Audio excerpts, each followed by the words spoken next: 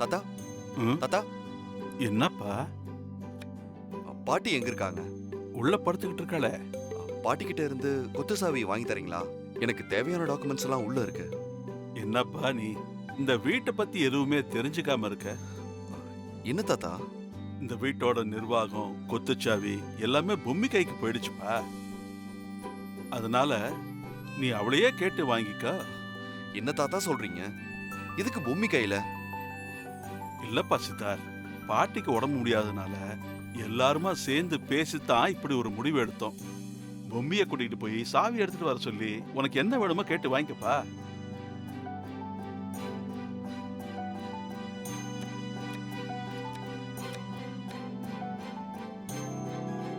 பொம்மி, அந்த பீரோ சாவி எடுத்தா. ஏய், உன்னதான் கேக்குறேன். மதிய சர்டிபிகேட் எடுத்து கொடு. வா வான்றல்ல, நான் அர்ஜென்ட்டா வெளியே போகணும். பொம்மி, மதிய டாக்குமெண்ட்ஸ் எடுத்து கொடுன்னு கேட்டுட்டு இருக்கேன். கண்டுக்காத மாதிரியே இருக்க. உன் காதுல விழுதா இல்லையா? இங்க பாருங்க, என்னால உங்களுக்கு ஒரு உதவி ஆகணும்னா வந்து எனக்கு அதை பண்ணி கொடுன்னு தயவா கேட்கணும். அதை விட்டுட்டு உங்க பேச்சு நடவடிக்கை எல்லாத்துலயும் அதிகாரம் தூள் பறக்குது. என்னது? பின்ன இதே சாவி கொத்த பாட்டி வச்சிருந்தா இப்படிதான் கேப்பீங்களா? பணிவா தானே கேப்பீங்க. என்னதான் நான் உங்களுக்கு பொண்டாட்டியா இருந்தாலும் இப்ப பாட்டியோட ஸ்தானத்தை தான் எனக்கு கொடுத்திருக்காங்க. அதாவது இந்த வீட்டோட நிர்வாகம் எல்லாம் என் கைக்கு வந்திருக்கு. இவ்ளோ பெரிய பொறுப்பை தூக்கி கொடுத்திருக்காங்கன்னா எனக்கு அதுக்கான திறமை இல்லாமையா கொடுத்திருப்பாங்க. அதனால உங்களுக்கு ஏதாவது வேணும்னா அதுக்கு தகுந்த மாதிரி தயவா கேட்டு வாங்கிக்கோங்க. பொம்மி ப்ளீஸ் பொம்மி, எனக்கு ரொம்ப அவசரம். நான் ரொம்ப அன்பா கேக்குறேன். எனக்கு சில டாக்குமெண்ட்ஸை எடுக்கணும். கொஞ்சம் பெரிய மனசு பண்ணி எடுத்துறியா? வாயேன்.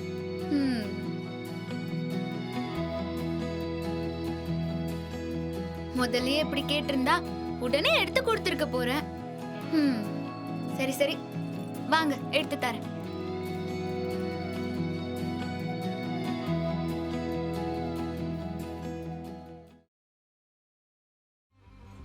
அப்பா, ஏதோ நான் கத்துனா நான் மட்டும்தான் தப்புங்கிற மாதிரி இந்த வீட்டில் எல்லாரும் பேசுறீங்கல்ல.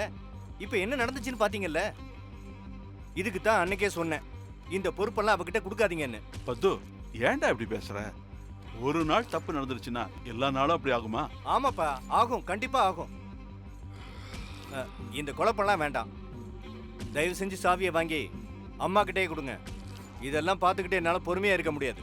ஏன்பா பத்து, கொஞ்சம் பொறுமையா இருப்பா, வந்துருவா. இனிமே வந்து என்னப்பா பிரயோஜனம்? அதான் ஆடிட்டர் போயிட்டார்ல.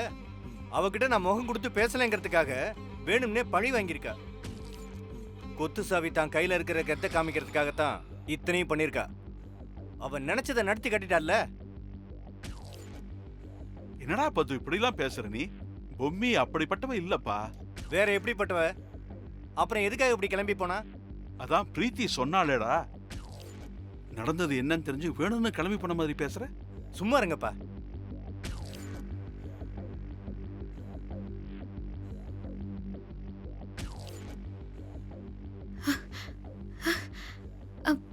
அம்மா பொம்மி, என்னம்மா நீ?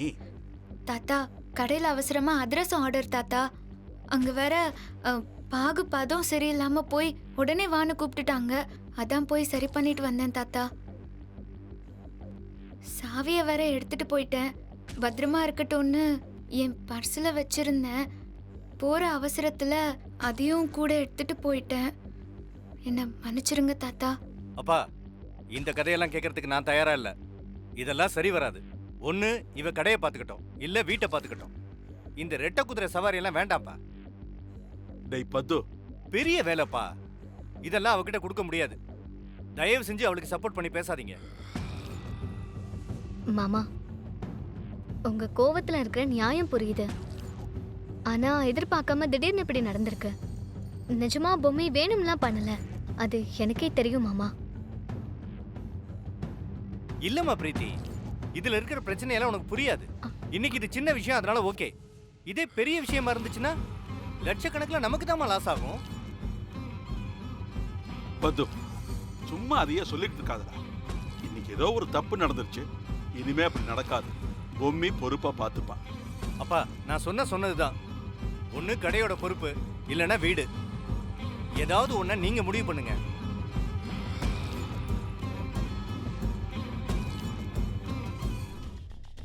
அவளை பொறுத்த வரைக்கும் ரோட்ல அதிர்ஷ்டம் வித்த பொண்ணு. அவகிட்ட 4 கடையும் வீடையும் கொடுக்கறது குருவி தலையில பணங்கா வச்ச மாதிரி. இவ்வளவு பெரிய பொறுப்பை கொடுத்தா எல்லாம் எப்படி சரியா நடக்கும்? தயவு செஞ்சு முடிவை நீங்க எடுத்துட்டு என்ன குத்த சொல்லாதீங்க.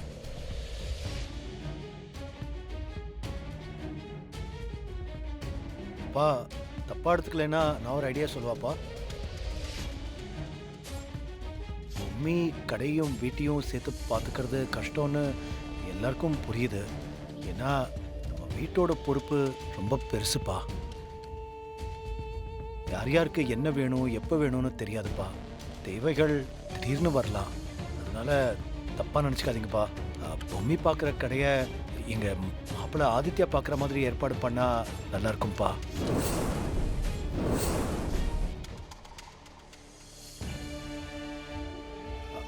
பா நான் சும்மா ஒன்றும் சொல்லலப்பா. பொம்மி வேணா அந்த கடையை மேற்பார்வையா பார்க்கட்டப்பா.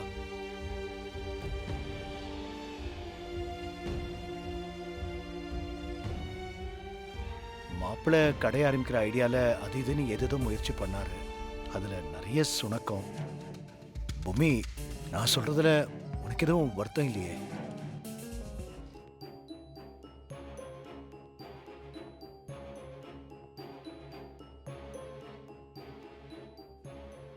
பொம்மிக்கு பாரத்தை குறைக்கத்தான் நான் இப்படி ஒரு ஐடியா சொன்னேன். மற்றபடி வேற எதுவும் இல்லை. இப்படி ஒரு ஏற்பாடு நடந்துச்சுன்னா மாப்பிள்ளைக்கு நாமளே பார்த்து ஒரு கௌரவத்தை கொடுத்த மாதிரி இருக்கும்.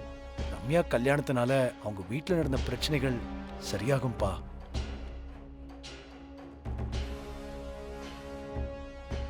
எனக்கும் சம்மதம் தான்.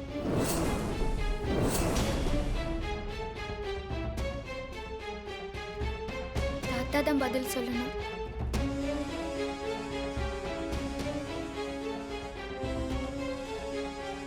சரி, பொம்மியே சம்மதிக்கும் போது எனக்கு என்ன இருக்கு?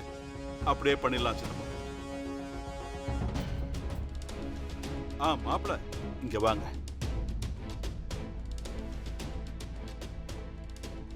இந்தாங்க சாவி. ஆசீர்வாதம் பண்ணுங்க தாத்தா. நல்லா இருங்க, நல்லா இருங்க.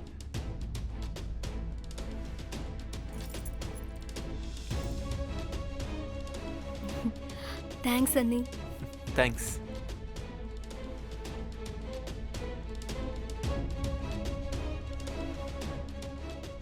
மாப்பிள்ளை கங்க்ராச்சுலேஷன்ஸ்.